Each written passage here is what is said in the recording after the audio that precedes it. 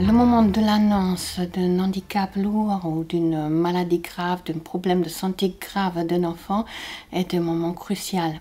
Un moment crucial pour le chemin à faire après par la suite, pour les soins, pour le chemin à faire après avec les parents.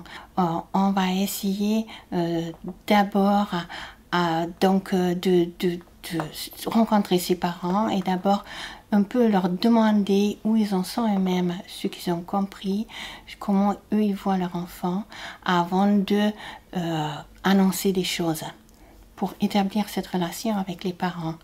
Moi, je préfère ne pas être seule dans ces rencontres, d'être accompagnée par quelqu'un.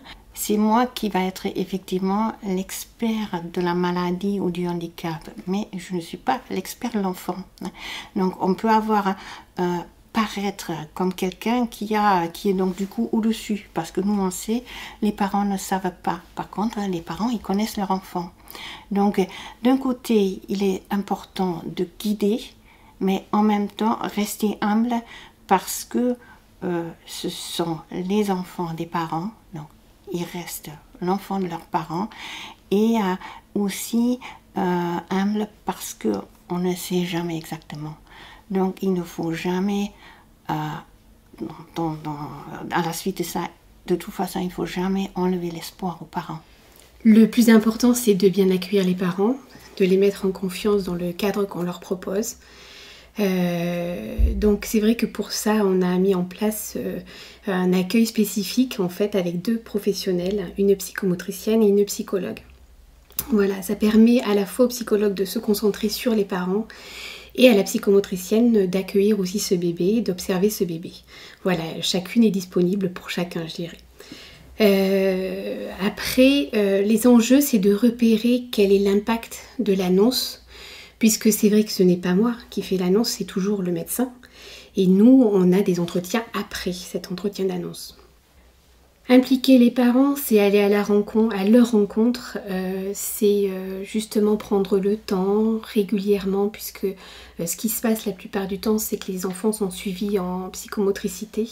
Et c'est donc simplement d'aller toquer à la porte, de dire bonjour, comment allez-vous, est-ce que vous avez des questions aujourd'hui, voilà. Et c'est parfois, peut-être ce qui est difficile dans ce que je peux faire, c'est que je manque de temps.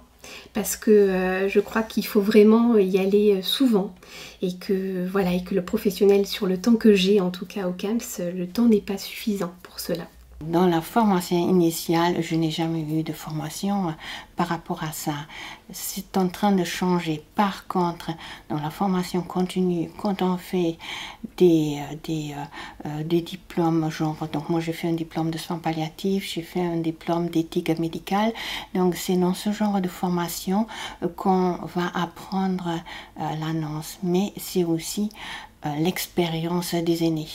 Donc on est dans un genre de compagnonnage, et donc où petit à petit on apprend les choses. Donc moi je suis là après l'annonce. Ce sont des entretiens qui psychiquement en tout cas prennent beaucoup d'énergie, puisqu'en fait il s'agit de s'ajuster à chaque situation et de s'accorder à chaque situation. Donc on va prendre les éléments de cette famille-là et on va voir à ce moment-là dans quel temps ils sont, dans quel mécanisme aussi de défense ils peuvent être à ce moment-là suite à l'impact de cette annonce. Et donc c'est mesurer tous ces éléments pour ajuster les mots le mieux possible pour ne pas venir blesser en tout cas ou fragiliser en tout cas encore plus ses parents. Donc il faut être très vigilant en tout cas à l'état du parent à ce moment-là, à ce qu'on va dire. On est ému forcément par ses parents, on est très touché par ses parents, mais ce qui est assez au fil des années, ce que je remarque, c'est que les parents sont très étonnants, c'est-à-dire qu'ils ont des ressources qu'eux-mêmes n'imaginaient pas et que nous aussi on repère qui nous étonne et Et on est très ému par ça, très impressionné par ça. Ce sont des parents qui nous touchent beaucoup et et je dirais chapeau, quoi. Ils arrivent à se sortir et à suivre leur enfant, à créer la relation, et je dirais que c'est majestueux. Donc bien souvent, on est là pour les aider dans ce cheminement, mais le mieux, voilà, c'est leur place à eux et c'est ce qu'ils peuvent en faire à ce moment-là. Et nous, on est une petite pointe de plus, mais bon, voilà. C'est toujours un moment difficile.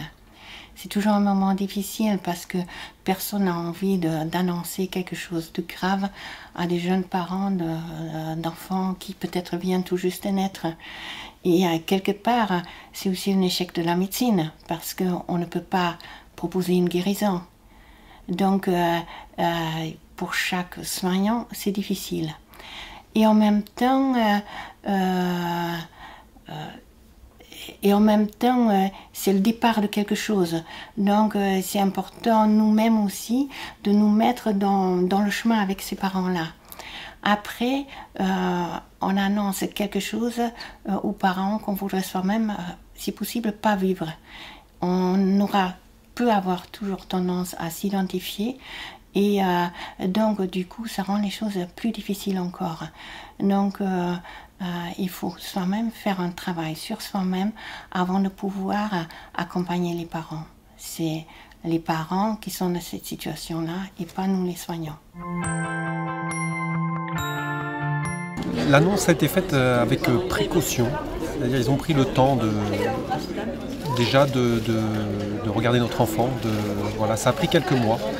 Alors ça c'est bien d'un sens parce que bon, ça leur a permis de bien travailler, mais pour nous bon, c'était voilà un peu on se pose plein de questions, on va sur internet, voilà, est-ce que ça peut être ça, voilà. Et après donc au bout de 3 mois ils nous ont convoqués, on va dire, il y avait le rendez-vous qui était pris, et donc là ils ont mis vraiment les formes et c'était fait avec attention et précaution. Ouais, voilà. Et toi, comment ça s'est passé? Nous, ça s'est passé un peu différemment.